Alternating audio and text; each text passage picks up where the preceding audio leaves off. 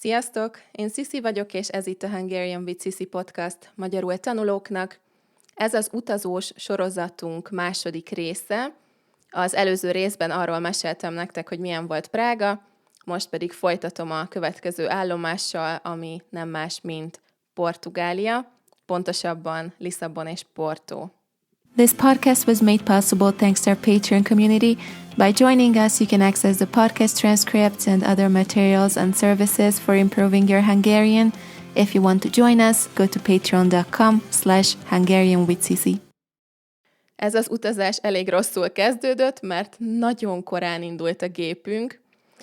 A köznyelvben sokszor csak azt mondjuk, hogy gép, ahelyett, hogy repülő vagy repülőgép. A gépszónak persze több jelentése is van, de most ebben a kontextusban egyértelmű, hogy egy repülőgépről beszélek. Szóval nagyon korán indult a gépünk, 1:30 jött értünk a taxi hajnalban, úgyhogy nem aludtunk sokat.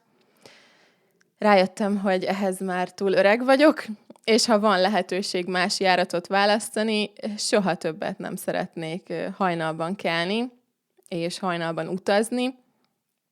Ryanairrel mentünk, és arra is rájöttem, hogy soha többet nem szeretnék Ryanairrel utazni. Az ilyen olcsó légitársaságokat egyébként fapados légitársaságnak hívjuk magyarul, és egy kis fun fact, egy kis érdekesség a szó eredetéről. Ez a kifejezés, hogy fapados, a vasúti közlekedésben jelent meg először. Ugye vonaton is több osztályra lehet jegyet venni. Ha nagyon kényelmesen szeretnél utazni, kényelmes üléseken, az drágább, az az első osztály. A harmadosztályú vagonokba pedig olcsóbb jegyeket lehetett venni, mert ott fapadok voltak. Hát a Ryanairen nem tudom, miből vannak az ülések, lehet, hogy nem fából, de nagyon kényelmetlen volt. Én úgy éreztem, hogy téglából van, vagy nem tudom, nagyon kicsi hely van, és végig vigyázban kell ülni, aludni egyáltalán nem lehetett, nagyon szenvedtem végig. Persze van előnye is, például ha valaki hátizsákkal utazik, egy hétvégére megy egy közeli európai városba, akkor tök jó, hogy olcsó. De mi 3-szor is utaztunk Ryanairrel 1 hónap alatt, Budapestről Lisszabonba, Portóból Dublinba és Dublinból Londonba, és ez túl sok Ryanair volt. Na de, megérkeztünk Lisszabonba, a hostel tök jó volt, bár nem volt a legjobb helyen, nagyon kényelmes volt az ágy, jó kis szobánk volt, és nagyon kedvesek és segítőkészek voltak. 3 napot töltöttünk Lisszabonban, 1 napot kirándultunk Sintrában, ami kb. 1 óra vonattal Lisszabontól, és utána Flixbusszal mentünk Portóba 3 napra. Nekem nagy álmom volt eljutni Portugáliába, 1000 éve rajta volt a listámon. Nagyon sok szép képet láttam róla, a kis színes házakkal, a szűk macskaköves utcákkal és a kis villamossal. Valószínűleg ezért volt csalódás, mert túl nagy elvárásaim voltak, teljesen más hangulatot képzeltem el. Érdekes volt ott lenni, jó volt megnézni, és jól éreztük magunkat, nem erről van szó, de őszinte leszek, nekem nem tetszett Lisszabon. A képek alapján én egy ilyen francia Riviera hangulatot képzeltem, és inkább Balkán hangulatot kaptam. Ha ezt tudom előre, lehet, hogy tetszett volna. Szerintem az volt a baj, hogy nagyon másnak képzeltem. Persze mindenki mindig szép photoshopolt képeket oszt meg a közösségi médián, ezzel tisztában vagyok, de minden más városról is láttam már képeket utazás előtt, és még soha nem csalódtam. Kb. Tudtam, hogy mi vár rám. Úgyhogy hát ez meglepetés volt. Nagyon vicces volt, hogy amikor elmondtam néhány barátomnak, hogy nem tetszik Lisszabon, akkor 2 fajta reakciót kaptam. Az egyik az volt, hogy mi? Úristen, komolyan nem tetszik? Lisszabon annyira szép, már 2-szer is voltam, és vissza akarok menni. Ez volt az egyik. A másik reakció pedig az volt, hogy úgy örülök, hogy ezt mondod, én is mindig félek elmondani másoknak, hogy nekem nem tetszett, mert mindenki annyira oda van érte. Ez a két véglet volt minden beszélgetés során. Sokan azt is mondták, hogy biztos csak a hülye turista helyekre mentünk, és ezért nem tetszett. De az az igazság, hogy nem tudtunk bemenni a hülye turista helyekre, mert mindenhol kb. 2 órás sorok voltak, még a híres kis villamoshoz is, arra sem tudtunk felszállni, szóval nem tudom. De hát van ilyen, hogy nem tetszik valami, nem vagyunk egyformák.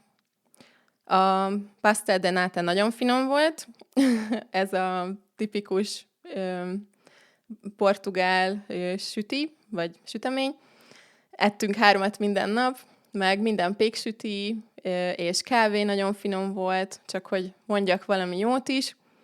És az Alex Factory is nagyon tetszett. Ez egy ilyen, mi ez? Komplexum, ahol van sok étterem, kis boltok és bárok. Kicsit hasonló feeling, mint a Szimplakert Budapesten szerintem, ilyen hipster.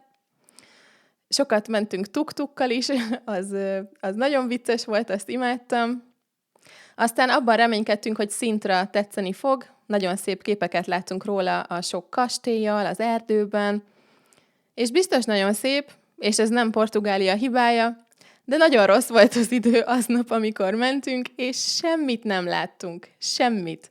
Nagyon ködös volt az idő, nem viccelek. Tényleg, semmit nem láttunk a kilátásból.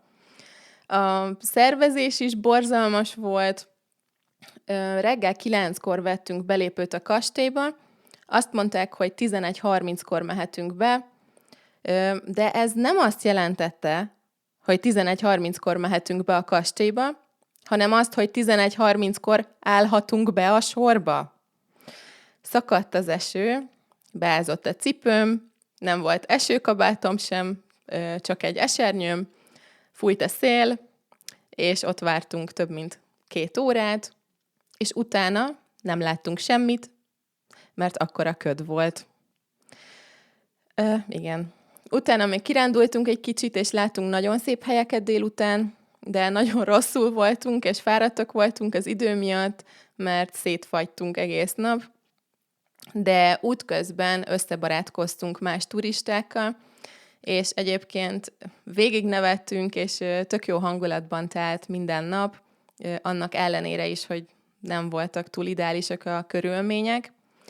Viszont Porto nagyon tetszett, ott nagyon boldog voltam. Na, az már olyan volt, ahogy Portugáliát képzeltem, ott megkaptam mindent, ami hiányzott Lisszabonból nekem. Nagyon hangulatos, kedves kisváros, gyönyörű szép volt, sok látnivaló, nem volt sor sehol. Voltunk borkostolón, hajókiránduláson, libegőztünk, jókat ettünk. Érdekes, hogy a borkostolón beszélgettünk egy nyugdíjas amerikai párral. Egyébként bárhova mentünk, mindenhol összebarátkoztunk egy nyugdíjas amerikai párral, nagyon vicces volt. Szóval ők azt mondták, hogy nekik Lisszabon tetszett jobban, és Porto nem tetszik nekik. Nekem pont fordítva volt, ugye.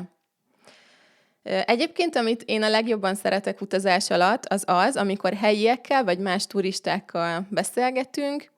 Nekem az ilyen kapcsolódások a legkedvesebb emlékek. Például, amikor vettünk egy képet egy bácsitól Portóban, amit ő festett a hídról, amikor Sintrában sorban álltunk az esőben a kastélynál, és beszélgettünk 2 skót turistával, és egy amerikai hölggyel, és együtt nevettünk azon, hogy milyen szar a szervezés, és milyen szar az idő. Vagy amikor Portóban bemenekültünk egy kis piacra az eső elől a férjemmel, leültünk sörözni, és egy mexikói házaspár ült mellettünk, és vagy 2 órát beszélgettünk. Az különösen jó érzés volt egyébként, mert az volt az első alkalom, hogy nem vontam ki magam a beszélgetésből. Ugye a férjem is mexikói, szóval spanyolul beszélgettünk, Kb. A2-es szinten vagyok spanyolból.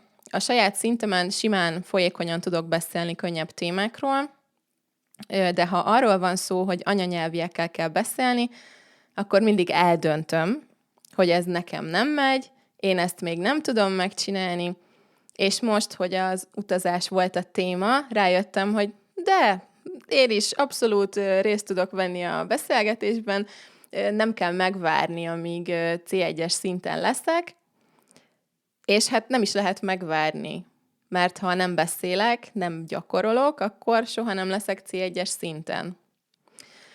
Szóval, ja, ez nagyon király élmény volt, hogy tudtam beszélgetni anyanyelviekkel spanyolul, és hogy megértettem, hogy én is tudok beszélgetni anyanyelviekkel, nyilván nem mindenről, de van, amiről igen, és az a lényeg. Egyébként az időjárás Portóban sem volt túl jó, de ott már okosabbak voltunk, és vettünk esőkabátot, még egy esernyőt és gumicsizmát. Porto után mentünk Írországba és Londonba, úgyhogy ott is nagyon hasznos volt ez a felszerelés. Hát ez volt az első ilyen nagy utunk, sok tanulópénz volt, a következő utat pedig jobban megszervezzük majd, és jobban felkészülünk.